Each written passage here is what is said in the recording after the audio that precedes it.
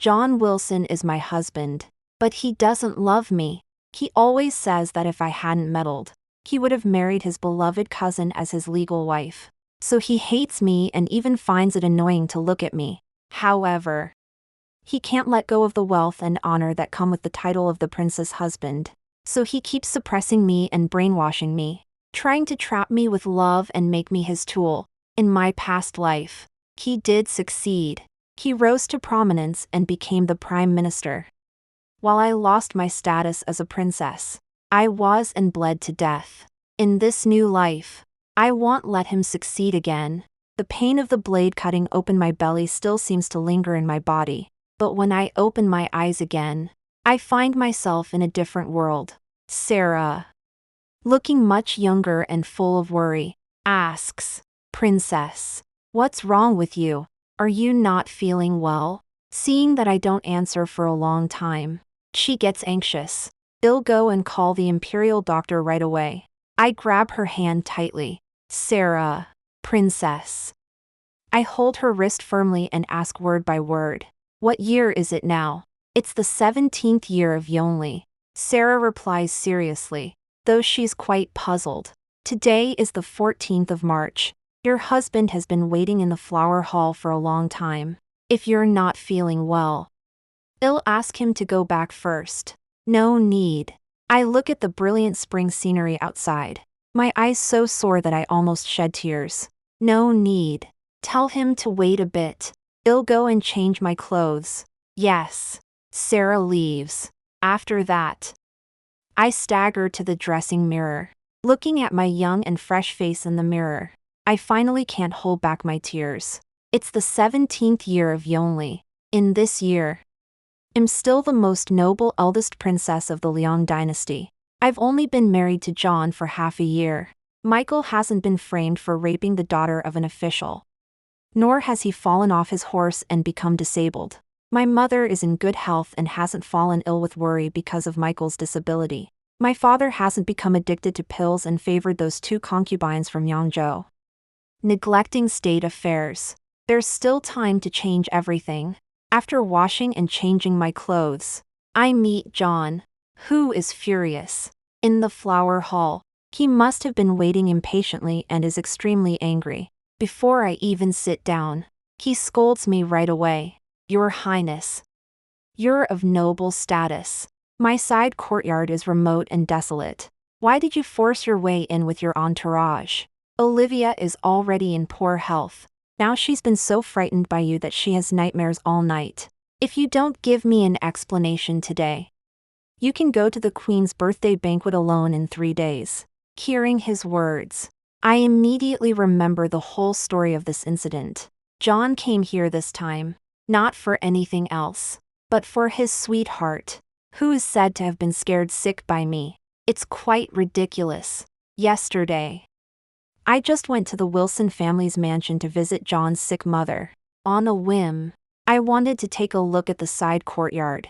Before I even entered the door, John's sick mother rushed over in a hurry. I didn't want to make things difficult for the old lady, nor did I want to make the situation more embarrassing. So I simply went back to the princess mansion. Who would have thought that while I was being patient and submissive, that cousin girl in the side courtyard would be so insolent? I didn't even enter the door. Yet she said that she was so scared by me that her illness got worse. In my past life, I still had one last hope for John. Moreover, I didn't want my father and mother in the palace to worry about me. As soon as he mentioned my mother's birthday banquet in 3 days, no matter how disappointed and heartbroken I was, I still had to send him several precious medicinal herbs as an apology. But in this new life, I wish John could experience the pain I suffered in my past life. How could I compromise and pretend to be an affectionate couple with him? Fine, I say calmly. By then, all the civil and military officials in the court will know that the husband of the current Princess Ningyang, Mr. John Wilson from the Imperial Academy, keeps a woman who can't be shown in public at home.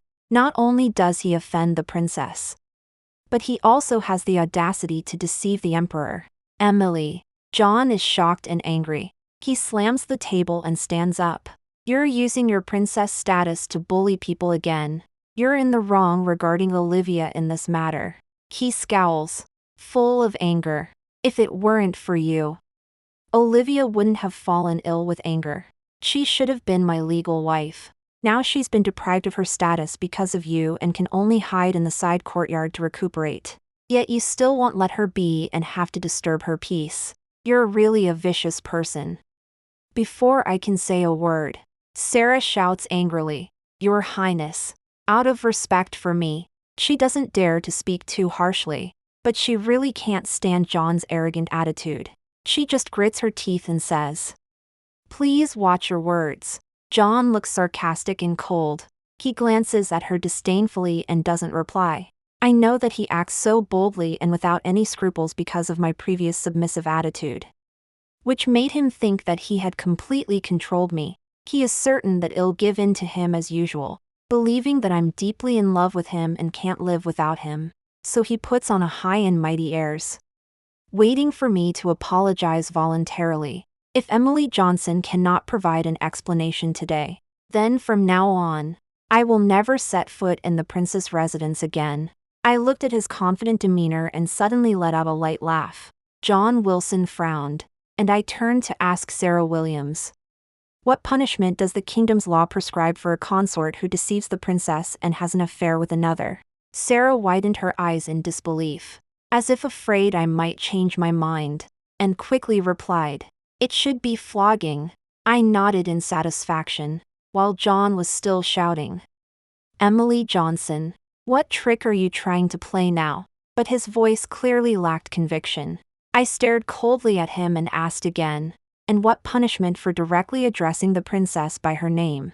Sarah exclaimed excitedly, face slapping, Good. Then take the consort away. Slap his face 30 times, and whip him 40 times. I raised my lips and smiled at John, who was still stunned. Carry it out immediately, princess. John was shocked and furious, but the princess guards had already received orders and stepped forward, unceremoniously dragging him away. I suddenly raised my hand. Wait. Sarah panicked. Princess, the consort has been so disrespectful to you. You must not soften your heart. John broke free from the guard's grip and sneered. Princess, there's no need for you to use such tactics to intimidate me. You know full well that our marriage was forced by you, and even if you wield your power. I interrupted him. Don't take him away. Carry out the punishment right here in the courtyard. Slap his face 30 times. Whip him 40 times. Not a single stroke less. Even as John was forced to his knees on the ground, he still couldn't believe I had actually ordered his punishment.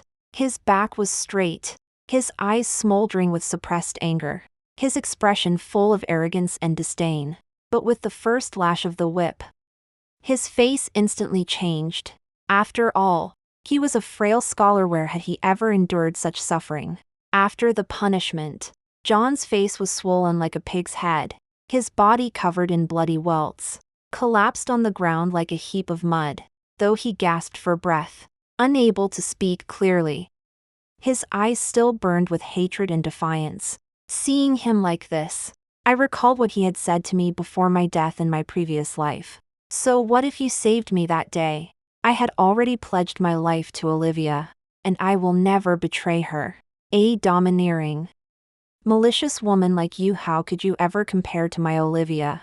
At that time, I was in labor with his child, suffering a difficult birth, drenched in sweat and nearly fainting from pain on the bed. He stood by the bedside watching impassively, his eyes filled with disgust, his expression icy.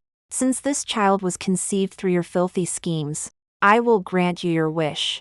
The midwife trembled in fear beside us. My lord. He curled his lips into a cold smile. Cut her open and take the child.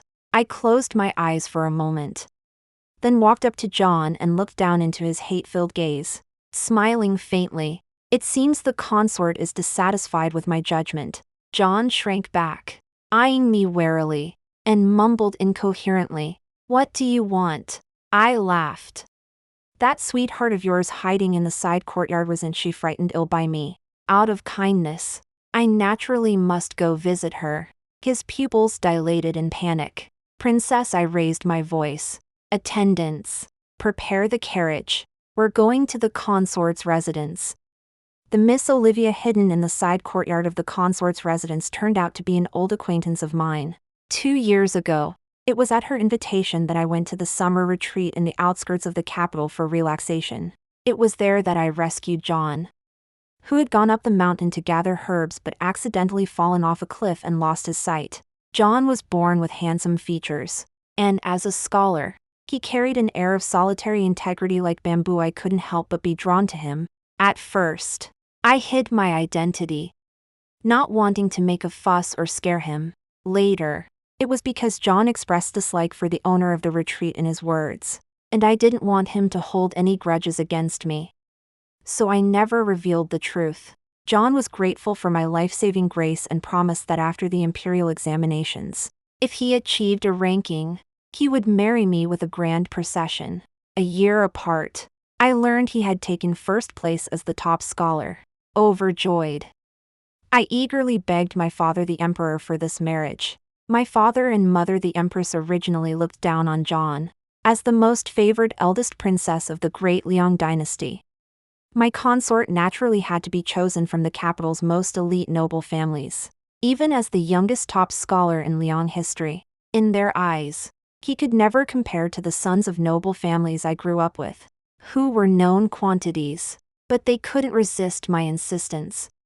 So the marriage was settled. I never imagined John would object, nor did I ever imagine that my life-saving act for John would be claimed by someone else. That person was Olivia Brown, now hiding in the side courtyard of the consort's residence, my childhood confidant. The daughter of the former Minister of Revenue, Olivia Brown. I considered her a close friend, so I shared every detail of my time with John. The first remember how she scorned him then. "As a princess, you could have any man you want. Why are you so infatuated with that poor, shabby fellow?" In my previous life, I was pregnant and imprisoned in a side courtyard by John Wilson, while Olivia became the apple of his eye. "Why are you so lucky? You were born a princess, and the man you casually picked up became the top scholar," I said, disheveled and in a sorry state. While she was dressed in gorgeous clothes, delicate and magnificent. "However, no matter how lucky you are, you've just made a wedding dress for me." She laughed, smug and vicious. A princess who can't even hold on to her sweetheart. How pitiful. At that time, John had been appointed prime minister. Michael had his legs crippled and was deposed from the position of crown prince. The emperor indulged in wine and women and ignored state affairs. Both the court and the harem were under the control of concubine Da and her son. My mother was seriously ill in bed, and not even a single imperial doctor could be summoned. I hated John to the core, but still held on to a vain hope that once he knew I was his savior, he would help my mother and brother. Olivia scoffed at this. "My princess. I don't know if I should laugh at your naivete or your stupidity. Do you think John still doesn't know you're his savior? You told him from the very beginning, didn't you? But has he ever believed you?" She giggled. "Yes. I had told John the truth from the start. I told him we had known each other early on and that he had promised to marry me once he achieved fame. But John didn't believe me. Not only did he not believe me, but he also thought I was the one stealing the credit for saving his life. He said I was vicious, selfish, and not even worth a hair on Olivia's head. I couldn't understand how things had turned out this way. I even recounted in detail the moments we spent together, trying to prove that I was the one who saved him and the one who had an early engagement with him. But no matter what I said, John just stared at me with cold, aloof eyes. In the end, he even denied the fact that he had fallen off the cliff a year ago. "Your Highness has spent so much effort on the subject. I'm truly flattered," he said. My full-hearted joy and affection were shattered by his harshness and coldness. On the contrary, there was Olivia, who was hidden in the side courtyard and renamed Yenner. They said Olivia was John's distant cousin. During John's imperial examination preparation, she served John's parents. She overworked herself and fell ill, leaving her with a body full of ailments. They had planned to marry as soon as John passed the exam. But then came the imperial edict of marriage, and John became the imperial son-in-law. She was so heartbroken that she fell seriously ill and couldn't recover. John blamed me for Olivia's illness. The more he pitied Olivia, the more he loathed me. He often said, "If it weren't for you, Olivia would be my legal wife. You stole Olivia's place and made her seriously ill. Emily, how can you even compare yourself with Olivia?" I was sad and depressed all day. I wanted to divorce John, but I didn't want to worry my parents. And I was also really unwilling. We used to be so close. Why did Olivia suddenly appear and ruin everything? It's not easy for a young girl to let go of her first love. I always thought that since we were married. Over time, he would realize my goodness. After that, John's attitude towards me did gradually improve. He was willing to act as an affectionate couple with me in public. In private, he would also sit down and have a meal with me, and accompany me to enjoy the moon and listen to music as promised. When the atmosphere was right, he would gently call my nickname, pour tea for me, fan me, and give me birthday gifts. But whenever I mentioned Olivia, he would become cold again. I still remember on my birthday, the servants from the son-in-law's mansion reported that Miss Olivia refused to take her medicine because it was bitter and was insisting on seeing John. John's face immediately changed, and he was about to leave in a hurry. I put aside my princess pride and humbly begged him to stay a little longer. His eyes were cold as he said, "Your Highness should know your place in my heart." My hand trembled, and his sleeve slipped out of my palm. When I looked up again, his back had disappeared. Remembering the past is a painful experience. I felt like there was a fire burning in my heart. I felt both sad and ridiculous for my past self, and I was extremely angry at John's lies. He clearly was just acting with me for his own future. But he always pretended to be the victim, making me feel so guilty that I wanted to satisfy and compensate him for everything. If it weren't for you, I wouldn't even be able to give Olivia a proper status. Why have we ended up like this? The look of disgust on his face at that time is still fresh in my memory. "Your Highness, we've arrived at the son-in-law's mansion," Sarah softly called out. I snapped out of my memories of the past. I lifted the curtain of the carriage, and Sarah looked back. The son-in-law has also followed. As soon as she finished speaking, John limped over. "Your Highness, I was wrong about this. Please don't involve the innocent."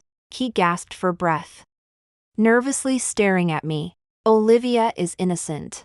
I'm apologizing to you. You can ask me to do anything, but please don't go." I gave him a casual glance and ordered the guards of the princess mansion, "Go. Bring Miss Olivia out from the side courtyard. Tell her the princess has arrived and orders her to come out and greet me." John Wilson was completely flustered. "Emily Johnson, Olivia Brown is seriously ill. She can't even get out of bed." I smiled slightly. "Then bring the bed out too." The guards from the princess' residence acted quickly. John had just knelt before me, his face filled with humiliation as he offered a few apologies. When Olivia was brought out, she wore a white veil over her face, looking terrified, and fell to her knees with a thud, her voice trembling with fear. I greet Princess Emily Johnson." John glanced at her and suddenly flared up in anger, standing abruptly and glaring at me with fury. "How long is Princess Emily going to keep causing trouble?" He declared firmly. "Olivia is my cousin and a benefactor to my family. She developed health issues from caring for my parents. And you humiliate her like this? Do you even care about me at all?" I had come from the princess' residence with a large entourage, and a crowd of commoners quickly gathered outside John's home. John's parents rushed out, kneeling beside Olivia and weeping, their every word accusing me of abusing my power. The commoners murmured among themselves, "I thought Princess Emily and John were deeply in love. What's going on here? Could the princess be jealous of Olivia Brown? And that's why she beat John like that?" I know about Olivia Brown. She cared for John's parents while he was away studying for the imperial exams. And now she's being humiliated by the princess like this. Hearing this, John stood even straighter. His eyes filled with disappointment as he looked at me. His voice pained. Princess Emily, isn't it enough that you beat me like this? Must you drag innocent people into it? What has Olivia done to offend you, that you treat her this way? Suddenly, Olivia burst into tears. Princess Emily Johnson, I know you've always resented me, but if it weren't for you, I should be John's rightful wife. We were childhood friends, and I saved his life. While he was away studying, I stayed home to care for his parents. We promised that once he achieved success, he'd marry me with a grand ceremony. But because of you, everything is ruined. The crowd erupted in shock. Whoa, so that's what happened. A princess stealing someone else's fiancé.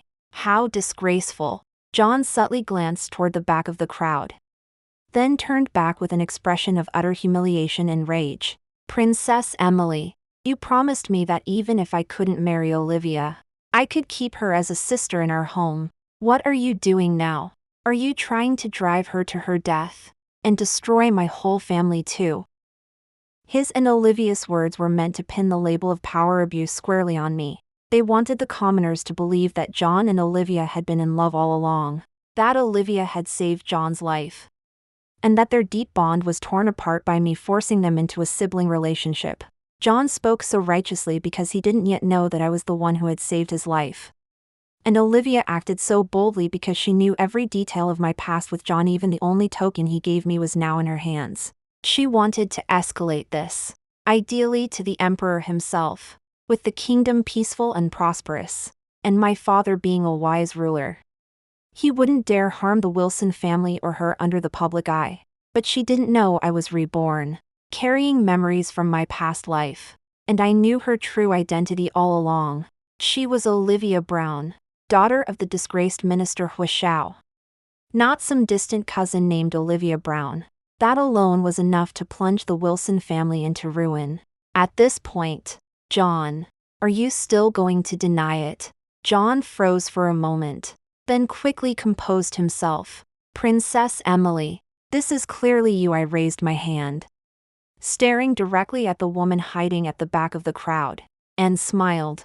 Olivia Brown, why are you hiding and afraid to show your face? Olivia Brown. Who is Olivia Brown? The woman hiding in the crowd. Olivia Brown looked up in disbelief, then tried to flee the next second, but the guards from the prince's residence were prepared and wouldn't let her escape. Let me go. Let me go. I'm just a maid to Olivia Brown. I'm not Olivia Brown. Even as the guards forced her to kneel before me, she kept her face covered tightly, muttering over and over, I'm not Olivia Brown. I'm just a maid. John's face showed unmistakable pain, and I laughed. Olivia Brown, the day you stole my identity, you should have known this would come. She stiffened, her sobs fading. John wavered but kept up the act. Princess Emily, I don't understand what you're saying. This girl is just a maid to Olivia Brown. Why are you calling her Olivia Brown? Is it that you don't understand? Or are you afraid the charge of harboring a traitor's daughter is too heavy for you to bear? John's pupils dilated, and he fell silent. I raised my voice. I sent people to investigate your hometown. You have no distant cousin at all. This Olivia Brown isn't really named Olivia Brown. Her real name is Olivia Brown, daughter of the former Minister of Revenue Huishao. The Huishao corruption case had shocked the court a year ago, and almost no commoner was unaware of Huishao's name. She's the daughter of that corrupt official. So John is harboring a traitor's daughter. John's face turned deathly pale, his eyes pleading. Princess Emily, I ignored him and turned to the woman crouched on the ground, refusing to show her face and trembling in fear. And this girl you pushed out to pose as Olivia Brown is actually your maid. We were close friends, and you were afraid I'd recognize your face. So you used your maid as a decoy. The fake Olivia Brown was pale with terror, shaking uncontrollably. I spoke calmly. I'll ask you one more time, who are you really? She burst into tears. Princess Emily, spare me, spare me. I was forced. I was just a maid serving in John's home. And I had to obey my master's orders. John cried out. Shut up. He turned pale, looking at me with panic and urgency. Emily Johnson, you must not listen to her nonsense. This matter is not as she said. He paused, glancing reluctantly at Olivia Brown beside him, then said, I did not know this woman's true identity. Olivia Brown suddenly looked up and saw John Wilson speaking with increasing firmness. I always thought she was my savior. I had no idea she was actually the daughter of a disgraced official. Olivia Brown. John Wilson. Olivia Brown screamed. How could you treat me like this? You said you truly loved me and wanted to spend your whole life with me. Yes. But that was based on you not deceiving me. John Wilson retorted bluntly. You lied to me, claiming you were my savior. But in truth, Emily Johnson is. You deceived me first. In my past life, no matter what I said, John never believed me. But now, here he was, confessing before me. Emily Johnson. It's all my fault for being foolish and blinded by this woman. He looked at me eagerly and cautiously. Please grant me a chance to atone for my sins. I couldn't help but laugh. Atone. Yes. Seeing my softened attitude, he thought there was still hope and added. I know I've committed a grave mistake. But fortunately, Emily Johnson, you were clever. And this hasn't led to severe consequences. Fine. I interrupted him. Go and atone before my father. In my past life, I never received a single apology from John until my death. His cold and hot behavior made me gradually doubt myself. Was I really doing something wrong? Was I truly inferior to the woman he cherished in his heart? Miss Yen, that he despised me so much. I lived in constant fear and anxiety. My whole heart tied to John Wilson. But suddenly one day, John changed his temperament and treated me kindly, though I felt uneasy, not believing someone could change their feelings so quickly. When my former love suddenly softened, I couldn't help but soften too. John used the excuse of his father's birthday, saying that without a mistress in the mansion, it would invite gossip. So I took on the task, moved into the consort's residence, and personally organized a grand celebration. With a wife like this, John has all he needs in this life. On the day of the birthday banquet, John personally toasted me with a cup of wine. He was beaming with joy, his smile gentle, and I was deeply moved, thinking my efforts had finally paid off. But after drinking that cup, I lost consciousness, and when I woke up, I was in John Wilson's bed in the consort's residence, opening my eyes to see John's face full of disgust and contempt. A dignified princess, resorting to such dirty, despicable tactics. According to John, I had put aphrodisiac drugs in the wine we drank to consummate our marriage. When Miss Yen in the side courtyard heard the news, she fainted, and John hurried away, leaving behind a hateful remark. Emily Johnson, you disgust me. How ridiculous. That cup of wine was handed to me by John himself. And we were in the consort's residence. After 2 years of marriage, I consummated with my nominal husband under such circumstances, bearing this reputation for nothing, heartbroken and furious. But before I could investigate thoroughly, news came from the palace. My mother had been stripped of her seal, and Consort Do was promoted to Imperial Noble Consort. Then, after Michael Davis became disabled, his actions grew increasingly erratic, with frequent incidents in the court and harem. When I finally had time to investigate the events of that birthday banquet, I learned that the wine John and I drank was brought by a maid from Olivia Brown's side. Just as I was delving deeper, I discovered that those 2 young Joe beauties who had enchanted my father were presented by John through intermediaries. I stormed into the consort's residence and had a huge fight with John, fainting after he pushed me, and when I woke up, I learned I was 2 months pregnant. By then, John had colluded with Consort Des faction and held great power. The emperor was gravely ill, the crown prince had been deposed, and he confined me to the prince's residence for half a year, near my due date. Olivia Brown disguised as Miss Yen came alone to see me and told me that only I had drunk the drugged wine that night John had been sober. In other words, it was all John's scheme. I don't know when John learned in my past life that I was his true savior, but I knew he used me entirely. Without a shred of sincerity, he saw me only as a ladder to climb high.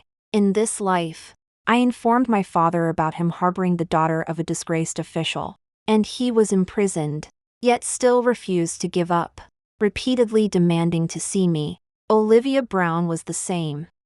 As the daughter of a disgraced official, she should have been sent to the official brothel, but because she falsely claimed to be John's savior and sowed discord between us, my father changed her sentence to hard labor in Lingnan. Lingnan is a harsh, cold land, far away. After being tortured, she likely wouldn't survive the journey. On the day Olivia Brown left, I went to see her. "Are you satisfied with what I've become?" she asked with a bitter laugh, tears falling from her eyes. "You're a princess, a favored daughter of heaven. Just a word from you could have spared me this fate." Yes, I was wrong, but weren't you wrong too? I didn't know about my father's bribery. I sent my maid to beg you. I didn't want to die. Please save me. Why wouldn't you? My grandparents died. My father died. My brother died. My mother refused to go to the brothel and set herself on fire. Only I escaped. Her eyes held shocking resentment. You always said I was your closest friend, but when it came down to it, you wouldn't even help. I looked into her eyes, silent for a moment, then finally said, "How do you know I didn't plead with my father for you?" She was stunned, and I continued, "Father Emperor isn't willing to give in. I've already prepared 2 female corpses, planning to replace you and your mother." Who would have thought? I still arrived too late. When I got there, the former residence of the minister was already ablaze with a raging fire, and she had disappeared. I turned around and reported to the carriage on the horse. Suddenly, a scolding came from behind me. "What's the use of your feigning sympathy now? Do you think you'll feel ashamed? Let me tell you, I won't let you have your way." Although she said so, when the curtain of the carriage fell, I heard a heart-wrenching cry. Although John Wilson harbored the daughter of a convict official, he didn't really cause any major disasters in the end. Father Emperor canceled my engagement with him, removed his official position, and demoted him to a commoner, banning him from entering the officialdom for life. This was undoubtedly a devastating blow to John, but it was far from enough for me. I sent people to follow him, and as expected, he still didn't give up. He got in touch with the second prince again. The second prince gave him an idea, suggesting that he come back to me. I don't know what he was thinking, but he actually wanted to use the same old trick and drug me. Naturally, I went along with it and accepted his invitation. Just as I was about to drink the apology wine laced with aphrodisiacs, my face changed. I raised my hand and smashed the wine cup on the ground. "John Wilson, you're so bold as to poison the wine and attempt to harm the princess." John's face turned deathly pale. "I didn't do it, princess. I never intended to harm you, let alone poison the wine. You must have listened to others' slander and misunderstood me." He panicked and looked at me anxiously. "Yes, it's all a misunderstanding." I smiled faintly. "Is it really a misunderstanding?" John clearly lacked confidence, but he still insisted. "It's a misunderstanding." Then he softened his tone and looked at me pleadingly. "Princess, you should have known my feelings for you long ago." I was too lazy to listen to his useless excuses. I stood up and shouted, "Guards!" The guards who had been lying in ambush rushed in through the broken door. When John was taken away, he still kept shouting that he was wronged. The charge of his attempting to harm the princess was conclusive. I then followed the clues and uncovered the connection between him, concubine de, and the second prince's faction. When I presented the evidence of John's collusion with concubine de and her son in front of Father Emperor's desk, his face was solemn, and his eyes were filled with suppressed anger. just as the princess said. That day, the crown prince's horse was indeed drugged. That drug would make the horse go crazy. If it weren't for the prince's reminder, if the crown prince had ridden that horse that day, the grand eunuch beside Father Emperor said, the consequences would have been unimaginable. This is simply outrageous. Father Emperor flew into a rage. I've treated him well. Why does he keep harming his siblings? With red-rimmed eyes, I knelt in front of Father Emperor, crying, Father Emperor, John is just a commoner now. Where did he get the guts to poison and harm me? He sighed and reached out to help me up, saying with pity, you've suffered. As soon as he said this, I knew that concubine Da and her son couldn't escape.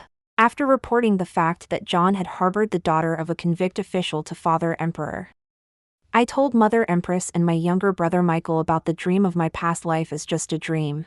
After all, concubine Da and the second prince were Father Emperor's concubine and son. It wasn't appropriate for me to directly tell Father Emperor about their attempt to harm me and Michael.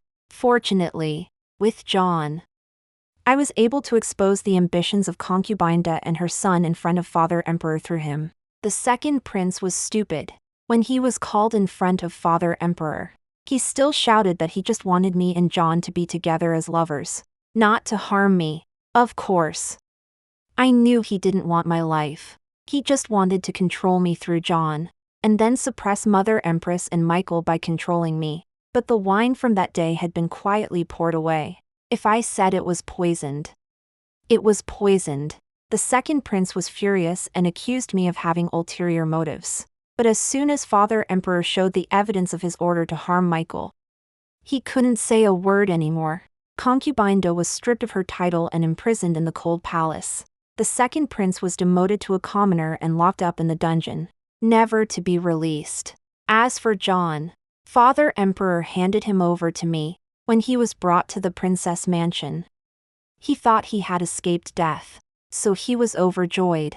As soon as he saw me, he couldn't wait to curry favor. Princess, I knew you still had feelings for me. I smiled at him kindly and then ordered the servants, do it. John still looked confused, but when he looked into the distance, he couldn't smile anymore. Princess, what is this? The guards grabbed his arms and stuffed him into a half-person high wooden barrel. He was panicked and struggled desperately. What are you doing? Let me go. However, no matter how much he struggled, he was still stuffed into the barrel. When he saw the 2-foot-long nail in the guard's hand, fear finally showed on his face. Before he could plead, the nail was stabbed into his body through the hole in the barrel without hesitation. His words turned into howls and screams. One nail after another was driven in, and even his howls gradually died down. After the nails were all driven in, the guards laid him down and rolled the barrel down the slope. After several rounds like this, the bottom of the barrel was already stained with blood. John Wilson said weakly, Emily Johnson, I know I was wrong. I shouldn't have neglected you. Shouldn't have drugged your drink. But you have to believe, I really didn't mean to harm you. I just wanted to reconcile with you. I only wanted to make up as before. John, do you really have no conscience saying that? I looked at him with disgust. No matter how much I explained before, you never believed me, and taking advantage of my indulgence, you repeatedly humiliated me. Now that I'm not indulging you anymore, you suddenly realize your mistakes and want to make up with me. It's utterly ridiculous. I couldn't be bothered to argue with him anymore. I straightened up, waved my hand, and said in a chilling voice, Guards, carry out the caning. Caning. John was startled and raised his head. With his body in such a state, how could he survive a few more strokes? But before he could cry out in pain, he was roughly dragged away. Emily, how many strokes? He still held a faint hope in his heart. I watched his fear and terror with satisfaction, curling my lips. Until death. Until death. These words were like a cold wind, snuffing out the candle of faint hope in John's heart with a snap. I stood on the steps, hearing John's cries of pain and curses from the other side. Then the sounds gradually faded, drifting away in the cool autumn breeze until they were no longer audible. Emily, John is dead. A guard came to report. I turned and asked the guard. Really dead? Really dead? The guard said. I went to see. No breath. Body cold. Probably cold through by now. Good. I smiled brightly. He died well. John is dead. The grudges from this life and the past can be wiped clean. From now on, it will be carefree. Happy days. The end.